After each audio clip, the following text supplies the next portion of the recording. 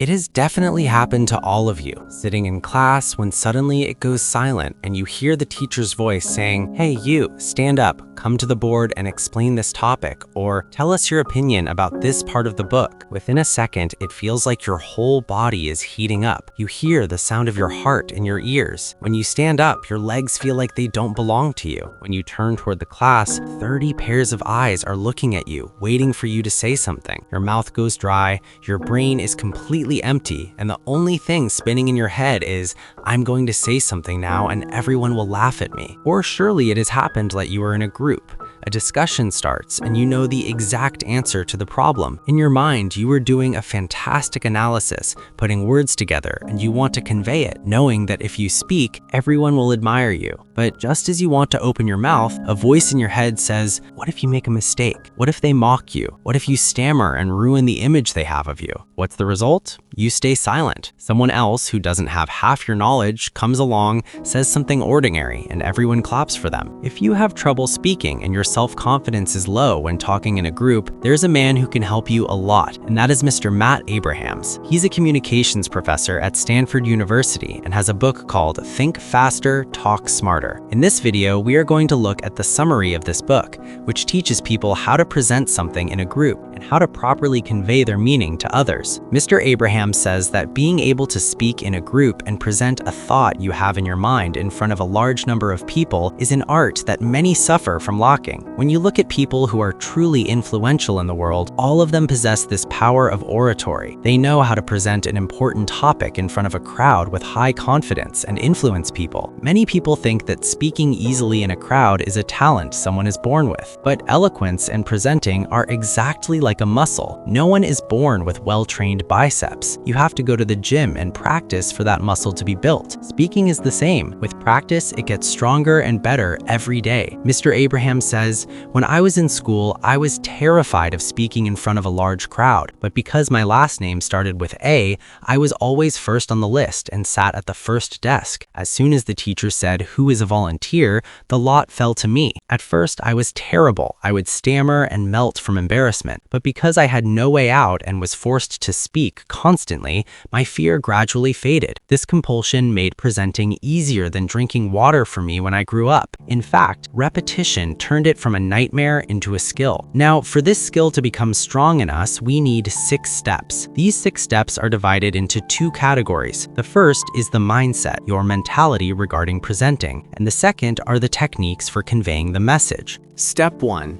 Taming the monster of stress. As long as this monster is tangled around our feet, we can never show our true potential and our real self. This stress has 2 states. Anticipatory stress, meaning a week before the presentation in class, you build a disaster scenario in your mind. What if I freeze? What if I forget? Momentary stress, that feeling when you go behind the podium and it's like your brain suddenly hits the format button and you panic. It's truly a strange feeling. If this has happened to you, definitely write it in the comments. Now, these stresses can be controlled in 2 ways. Controlling the signs, meaning the things that others see and you feel, like a shaky voice, sweaty hands, or heart palpitations, which I will explain how to solve later. Eliminating stress factors. What are stress factors? For example, while presenting, you tell yourself, "I must present perfectly. I must convey my message in the best possible way." And if it doesn't turn out right somewhere, you think you've ruined it, which leads to more and more stress.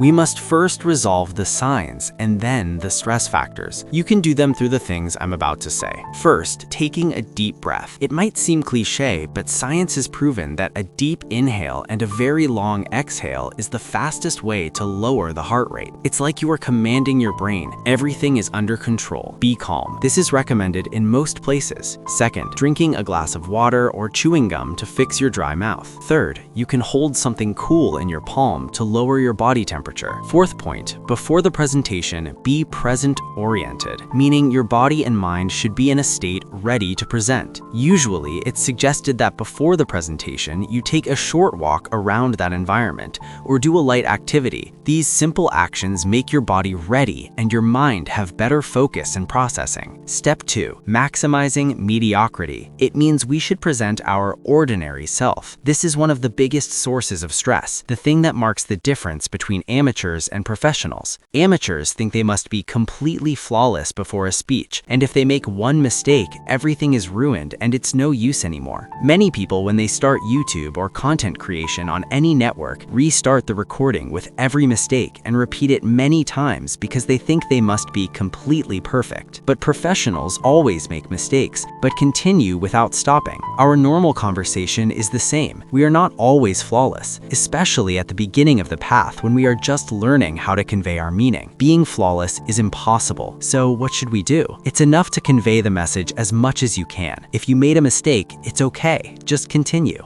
After doing this for a while, you will see that your presentation and speaking are getting better and better. In speaking, being good is enough. You don't need to be perfect. No one is perfect. Step 3. Mind your mindset. Mr. Abrahams talks about something called the growth mindset, alongside which we have the fixed mindset. Now, what is the difference between them? The growth mindset says, with what I am now and these facilities and abilities I currently have, I must learn how to play with these and gradually keep improving myself. Whereas the fixed mindset says, the things I have now are fixed and I can't do anything with them. The whole point Mr. Abrahams tries to keep making throughout the book is that speakers and people who talk with high confidence weren't built all at once. People who know how to convey their meaning are not built overnight. They get better gradually. They grow constantly. And he says, keep this in your mind. If you are not creative, you get stressed, or you can't convey your meaning well. You are not alone. Even many of those people you wish you could speak like have had these same experiences. Their difference from others is that they didn't back down and place themselves in that situation again. You should look at it like a muscle that gets stronger with practice. Step 4. Don't judge. Listen. Mr. Abrahams says if you want to speak well and be a good speaker, you must first be a good listener. An important part of the story is to understand your audience's meaning accurately and know their needs. This is only possible when you know how to listen correctly. For this, he introduces 3 steps. Pace. When we are stressed, whether in speaking or listening, our speed usually goes up. Mr. Abrahams says the key to the work is to sit calmly and listen carefully, bringing our speed only to the necessary limit. Even short pauses can help us both convey our own meaning better and understand the other person's meaning better. Space. By space, he can mean physical space. For example, when you talk to someone, don't sit in a way that makes communicating difficult, or when you speak in front of a group, observe the proper distance. But another part is mental space. He means managing your own and the other person's mind with techniques like asking clarifying questions or paraphrasing. Paraphrasing means stating what you heard again with your own words and forms. For example, when someone asks you a question, to have a little time to think, you repeat that question with your own words and then answer. In simple language, he says first know your audience, meaning what is the person listening to you looking for and what do they need. He tells an interesting story. One of his colleagues came to him after a speech and asked, "How was my speech?" Abraham sat down and said your voice tone wasn't good and gave many solutions, but he saw that his colleague looked down and was sad. Then he realized that this colleague had only come to get comfort, not to ask for solutions. His message is that before presenting or listening, we should understand what the audience is looking for and what their goal is, so we can respond to them correctly. Step 5. Improvising with structure. This was the most interesting part of the book for me, because many of us have had the experience of wanting to convey something, but not knowing how to structure it or put words together to deliver exactly what is in our minds to the other person without misunderstanding. When we speak, we think about 2 things simultaneously: what to say and what content to present. And more importantly, how to say it so the message is conveyed correctly. For the how to say to be done correctly, we need to have a pre-designed system. This system reduces our mental load and helps the brain focus more easily on presenting exactly and correctly what we want. Mr. Abrahams says, when you want to speak, it's better to have a specific structure to follow, regardless of what your topic is. This structure has 3 main parts. What is the topic, meaning exactly what is happening right now. So what, why is it important, meaning what significance does this topic have. Now what, meaning with this information, what is the next step? What should the audience do, or what should their decision be? Simple example. What? The weather is cold. So what? Because the weather is cold, I might catch a cold. Now what? So when I want to go out, I will wear several warm clothes. This simple structure makes your mental load lighter during the presentation and allows you to convey your message more easily. When you apply this method, the audience understands exactly what the topic is, why it's important, and what they should do. This is just one of thousands of mental structures you can have ready in advance. There are thousands of other ways too. Final step, focus. Mr. Abraham says when you talk to the audience, your focus should be on your own words, the moment, and the audience, meaning be present in the moment and don't let stress and distraction destroy your focus. To have focus, he introduces several steps and techniques. Technique 1, precision. Before presenting, ask yourself 3 questions. What information does my audience need? What feeling do I want to create in them? And what do I want them to do after these words? Answering these questions helps your precision in choosing words in your presentation method become much better. Technique 2, relevance. Make sure what you say is related to the audience and they connect with it. For example, you cannot talk to a group of 40, 50-year-olds about TikTok memes. Your message and tone must be such that the audience feels a connection. Technique 3, accessibility. Reduce complexity and speak simply so that an 8-year-old boy can understand too.